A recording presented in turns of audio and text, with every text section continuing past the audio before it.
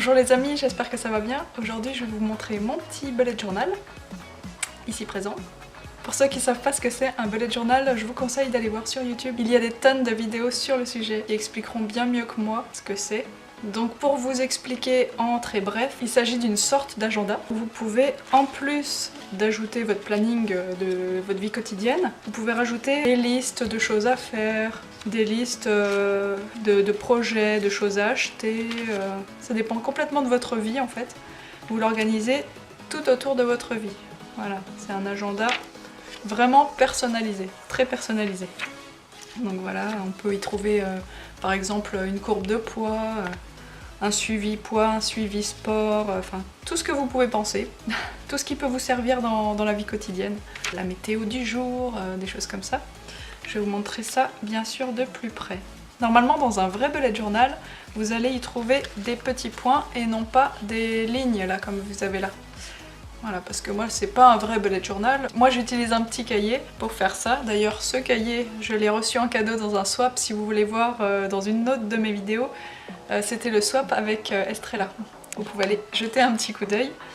Et tout bullet journal commence bien entendu par un sommaire. Et le sommaire, c'est vous qui le créez, c'est vous qui écrivez les numéros des pages, et c'est vous qui décidez de telle page à telle page, je veux que ce soit ça, je veux que ce soit ça, voilà, etc. Donc je vais vous montrer ça un petit peu plus en détail. Moi j'ai voulu faire un format pocket. J'en ai jamais vu en fait sur YouTube, j'ai trouvé que des gros cahiers. Moi ça m'arrange pas vraiment parce que comme je préfère porter des sacs plutôt légers, j'ai préféré avoir un format de poche. C'est mon mini bullet journal à emporter partout et c'est très pratique. Là je l'ai démarré au mois de mai. Je sais pas s'il fera toute l'année étant donné qu'il est petit. Mais là pour vous donner une idée, j'ai rempli les feuilles pour 2 mois là.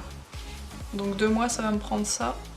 Peut-être que ça pourrait faire l'année, je ne sais pas. À voir, je vous le redirai. Bon bah c'est parti, je vous montre ça de plus près.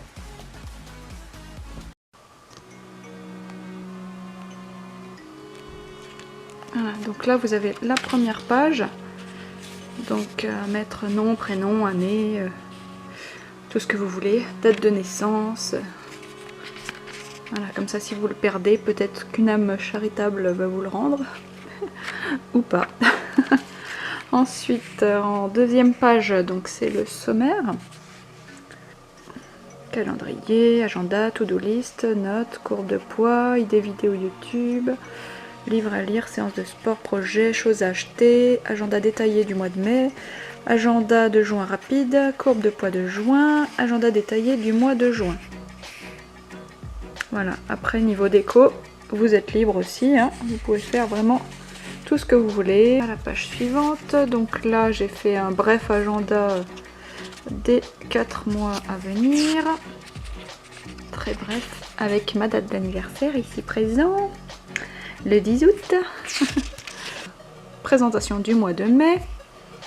Là j'ai refait encore l'agenda, donc je coche à chaque jour qui passe pour savoir où on en est.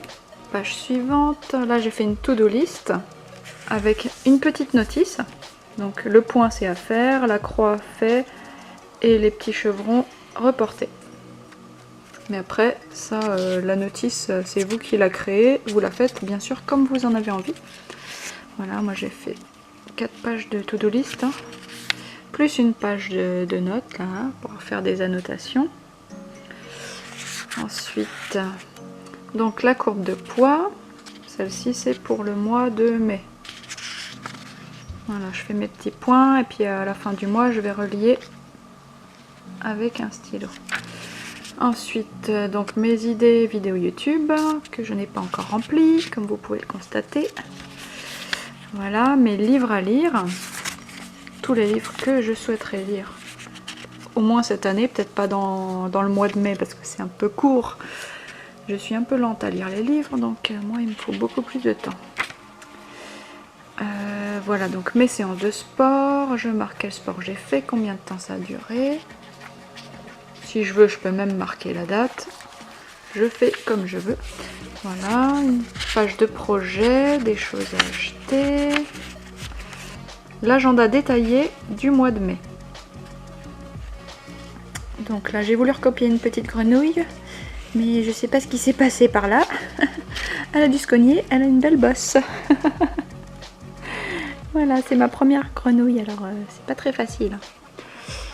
Ensuite, voilà, donc moi je marque la météo du jour.